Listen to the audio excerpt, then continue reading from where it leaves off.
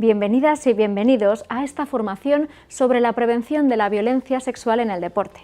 En este vídeo vamos a ver los hechos y las cifras de la violencia sexual contra niñas, niños y jóvenes en el deporte. Pero primeramente veamos una cuestión. ¿Sabemos qué significa el concepto de violencia sexual? La violencia sexual es un término amplio que incluye el acoso sexual y el abuso sexual y puede definirse como la perpetración o intento de perpetración de un acto sexual por una persona sin el consentimiento de la víctima o contra alguien que no puede dar su consentimiento ni negarse a hacerlo.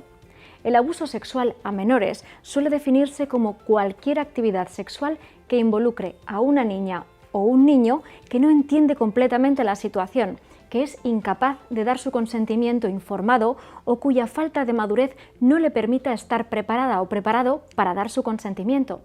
También se considera acoso sexual al comportamiento hacia una persona individual o grupo que implique un comportamiento sexualizado, verbal, no verbal o físico, intencional o no intencional, legal o ilegal, que se basa en un abuso de poder y confianza, y que la víctima o un transeúnte considera no deseado o coaccionado. Vistos estos conceptos, pasemos a otra cuestión.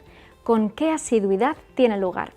Las investigaciones sugieren que 1 o 1 de cada 5 niñas, niños o jóvenes en Europa son víctimas de alguna forma de violencia sexual, según el Consejo de Europa en 2007. En el deporte, la investigación sobre este tema es relativamente nueva y parte de la iniciativa de una pequeña selección de países. Los estudios que tratan el acoso sexual en el deporte revelan unas estimaciones entre el 3% y el 52%. Y en el caso de abuso sexual de entre el 0,2% y el 9,7%, según Parent and Frontier en 2017. La amplia variación en las estimaciones puede explicarse por las diferencias en la metodología y en las definiciones utilizadas. No está claro si estas variaciones tan grandes son el resultado de diferencias reales en el riesgo de ser sometida, sometido o abuso o violencia sexual en las diferentes culturas estudiadas o se deben a diferencias conceptuales. En cualquier caso, si los estudios incluyen en su definición de violencia sexual el abuso por parte de las compañeras y compañeros de equipo y casos en los que no hay contacto, es probable que dichos índices aumenten significativamente. Llegadas a este punto, os planteo otra cuestión. ¿Sabemos quiénes son las víctimas de la violencia sexual en el deporte? La violencia sexual puede estar dirigida a cualquier atleta, independientemente de su edad, capacidad deportiva, género, nacionalidad, raza o etnia, clase social, nivel educativo, orientación sexual o discapacidad.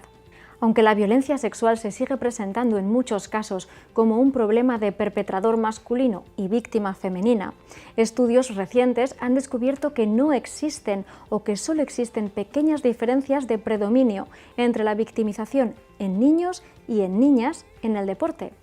Los estudios demuestran que las y los jóvenes atletas que compiten a nivel internacional denuncian más experiencias con violencia sexual en el deporte que aquellas y aquellos que compiten a un nivel inferior.